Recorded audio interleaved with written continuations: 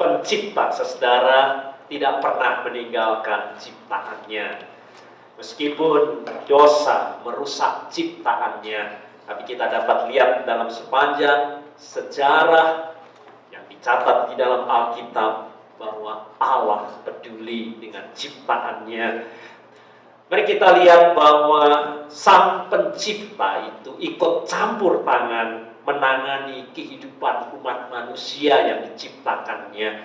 Tetapi kita dapat lihat bahwa dosa terus semakin menjadi.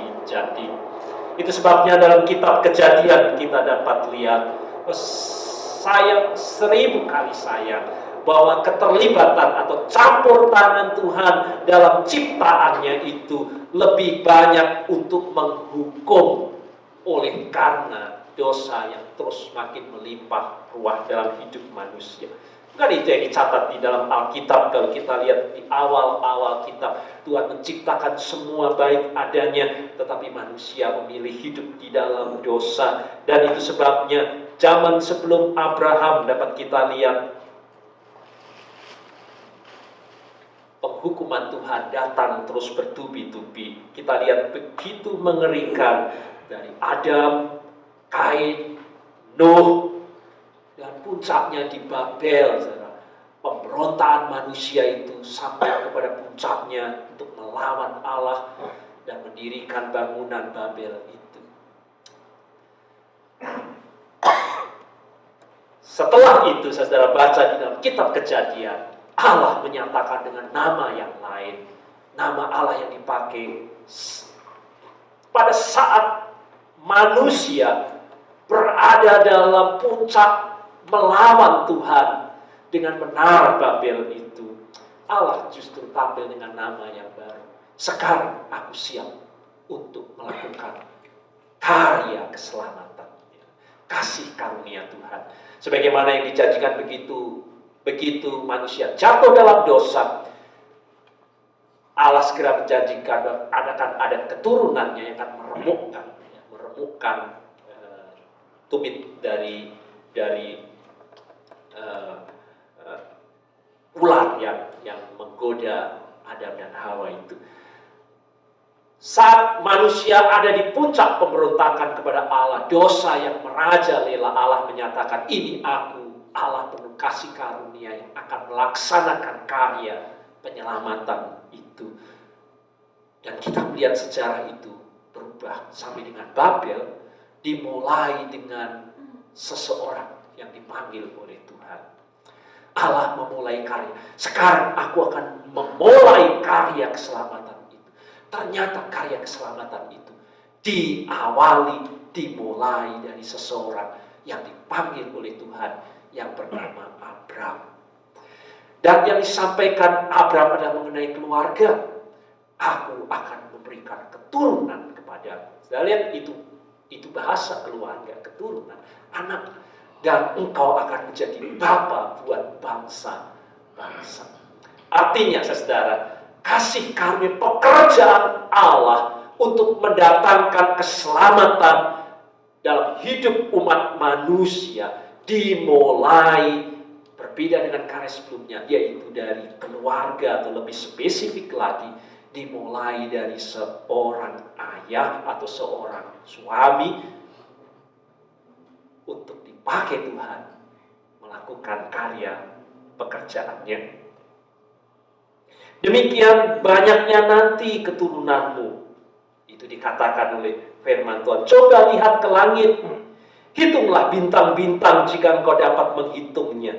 Akan menjadi seperti itu keturunanmu. Engkau akan menjadi bapa buat bangsa-bangsa. Artinya Allah memulai karya lahirnya bangsa-bangsa yang akan menjadi umat Allah dimulai dari seseorang, berfokus kepada seorang saja, seorang laki-laki yang sudah berumur 75 tahun, Abraham, yang tidak memiliki keturunan, yang istrinya sudah mati haid, tetapi Allah mau memulai karyanya di tengah keluarga yang sudah tidak ada harapan untuk memiliki keturunan lagi ini.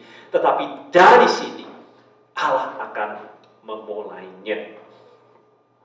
Abraham dipilih menjadi bapa bangsa. Bapak, ayah, bapak, bangsa adalah terminologi keluarga, bukan ya? Ayah dan bapak. Campur tangan Allah untuk memberkati hidup umat manusia, ciptaannya, dilaksanakan sejak dengan panggilan Abraham secara baru, bahwa Allah berfokus kepada keluarga, atau lebih spesifik lagi, dimulai dari kepala keluarga, yaitu Abraham, yang akan kemudian berubah namanya menjadi Abraham. Dari seseorang kepala keluarga inilah akan lahir keluarga kudus, dan dari keluarga kudus ini akan lahir keluarga-keluarga kudus, dan akhirnya akan lahir bangsa-bangsa yang kudus, yang diberkati oleh Tuhan.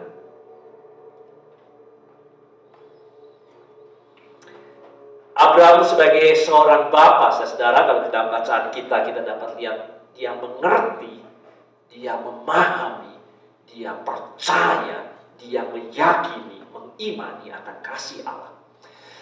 Iman itu menjadi kata yang pertama muncul, sehingga dari Abraham inilah kemudian disebut bapa orang beriman. Percaya, yakin, mengimani, dan kemudian melakukan Allah dan firman-Nya yang disampaikan kepadanya.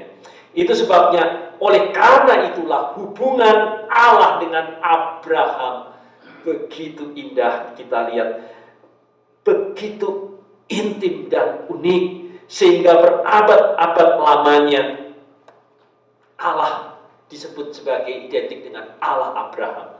Selanjutnya setelah muncul keturunannya, Allah Ishak, Allah Yakub. Saudara, kita lihat semua adalah nama dari bapak-bapak keluarga, kepala keluarga, yang kemudian menjadi keluarga kudus. Allah Abraham. Dapatkah saya sebenarnya katakan Allah Daniel, Allah John Retika, Allah. Saudara, itu yang dikatakan nama-nama bapak keluarga yang disebut di dalamnya. Allah Abraham. Oleh karena iman dan percayanya, Allah menjanjikan kepada Abraham suatu negeri yang baru yang akan didiami. Karena iman Abraham, ia mempercayainya sesuatu yang tidak dilihatnya. Dia pergi meninggalkan terhadap sesuatu yang belum dia tahu bagaimana. Tetapi Abraham percaya dengan firman Tuhan. Dia percaya dengan apa yang dikatakan oleh Tuhan. Itu sebabnya dia berjalan ratusan kilometer menuju Kanaan, suatu tanah kediaman yang baru, yang walaupun ia belum ketahui tempatnya, tetapi Ibrani 11 ayat 8, oleh karena iman Abraham berjalan dan melakukannya. Dengan iman pula Abraham mempersembahkan anaknya yang semata wayang untuk dikorbankan ketika Allah memintanya. Itu menunjukkan bahwa Abraham membangun keluarganya dengan sungguh menegakkan Allah sebagai kepala raja yang berkuasa, yang ditaati, diperintahkannya sesuatu yang paling dikasih dalam kehidupannya, anak yang ditunggu-tunggu, yang menjadi anugerah Tuhan. Dan Allah mengujinya dengan memintanya, tetapi Abraham menyerahkan anaknya yang tunggal itu. Saudara, kita belajar mengenai iman dari Abraham. Kalau kita baca Ibrani 11 ayat 17 sampai dengan 19, kita dapat melihat Abraham dengan keturunan dari putranya yang tunggal itu, yang akan menjadi keturunannya kelak itu, tidak disayangkan dan dipersembahkan kepada Allah. Karena dia percaya Allah itu setia, Allah itu akan menggenapi janjinya. Dia yang berkata keturunanmu akan seperti itu. Kalau toh dia meminta, dia percaya bahwa Allah akan tetap memberkati dengan keturunan yang dijanjikannya. Munculnya umat manusia yang akan merasakan campur tangan Allah memberkati hidup kita ini. Mari kita belajar di sini. Dimulai dari keluarga. Dan lebih spesifik lagi, dimulai dari kepala keluarga yang dipanggil oleh Allah dan menjawab dengan iman. Dan di situ campur tangan Allah baru Sebelumnya campur tangan Allah lebih banyak untuk menghukum manusia karena dosa. Sekarang secara baru melalui kepala keluarga, Allah mau campur tangan. Dan campur tangan Allah itu adalah untuk memberkati hidup manusia. Para suami, para bapak yang beriman dan yang sungguh-sungguh mengikut Allah, tunduk, taat, percaya kepada Allah. Sebagaimana dikatakan oleh Abraham, itu sebabnya betapa pentingnya juga kita dalam khotbah hari ini untuk mengingatkan supaya saudara juga berfokus kepada keluarga. Saudara mau berfokus dengan karya Tuhan. Dari mana saudara memulai? Dan bisa memulai dari gereja, mulai dari misi badan, tetapi firman Tuhan ingatkan kepada kita, fokus mulai dari keluarga, secara spesifik dari para kepala keluarga, para suami, ayah yang beriman dan mengikut Tuhan. Ya, itu sebabnya ia kemudian dapat menjadi imam, menjadi imam buat keluarganya. Dan mari kita sadari itulah panggilan kita semua untuk kita semua merasakan campur tangan Tuhan dalam kehidupan kita, ya. Tuhan campur tangan dalam kehidupan kita dan memberkati kita. Kalau kita lihat sebagaimana juga kita lihat dalam Lukas yang kita baca, dan ketika genap waktu pentahiran menurut hukum Taurat Musa, mereka yaitu orang tua mereka membawa dia ke Yerusalem untuk menyerahkannya kepada Tuhan, seperti ada tertulis dalam hukum Taurat, semua anak laki-laki sulung harus dikuduskan bagi Allah. Artinya saudara, keluarga Yahudi melaksanakan beberapa upacara setelah kelahiran bayi. Setiap bayi laki-laki harus disunat dan diberi nama pada usia 8 hari. Dan anak laki-laki sulung harus dipersembahkan kepada Allah pada usia 1 bulan. Saya baca dalam Keluaran 13 ayat 2. Nah, dalam upacara ini orang tua mengakui, makna daripada upacara, orang tua itu mengakui bahwa anak itu milik Tuhan. Ini makna dibalik upacara itu. Tidak boleh yang melahirkan, orang seringkali anak-anakku sendiri, mau saya apa-apakan ya anakku, ya. Tetapi itu bukan bahasa orang beriman. Orang yang menyerahkan anak kepada Tuhan, itu upacara penyerahan anak.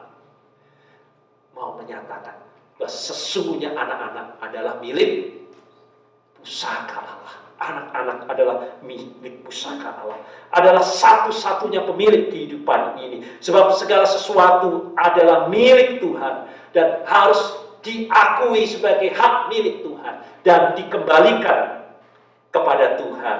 Maka Maria dan Yosef setelah genap waktunya mempersembahkan bayi Yesus kepada Tuhan. Artinya saudara, kita belajar karena campur tangan Allah dalam kehidupan umat manusia untuk memberkati dimulai dari keluarga, itu sebabnya Allah mengkuduskan pernikahan dan perkawinan. Itu sebabnya mengapa perkawinan buat kita orang percaya masuk dalam upacara sakramen yang sangat kudus. Dalam gereja Katolik disebut sebagai sakramen. Karena Allah mengkuduskan keluarga. Karena melalui perkawinan, awal dari perkawinan itulah Allah akan campur tangan dan akan memberkati kehidupan umat manusia. Maka pernikahan gerejawi adalah merupakan peneguhan, suatu pemberkatan secara gerejawi untuk menyatakan dari sinilah akan datang awal. Allah akan campur tangan, bukan untuk menghukum manusia, tetapi untuk memberkatinya. Maka perkawinan buat kita sejak awal adalah sakral. Ini perkawinan yang kudus. Itu sebabnya setiap perkawinan dilakukan demikian kudusnya sebagai satu ikatan pasangan suami istri yang dikuduskan oleh Tuhan, permanen, eksklusif, dan untuk membesarkan dan mendidik anak-anak supaya melalui semuanya itu Tuhan akan campur tangan memberkati kita. Maka saya dapat belajar dari firman Tuhan. Mengapa ada banyak dikatakan kalau suami istri itu jalan sendiri-sendiri, meskipun masing-masing berdoa, tetapi mereka tidak bisa sepakat. Alkitab berkata, kalau doa tidak dinaikkan oleh sepakat, Tuhan mau mendengar.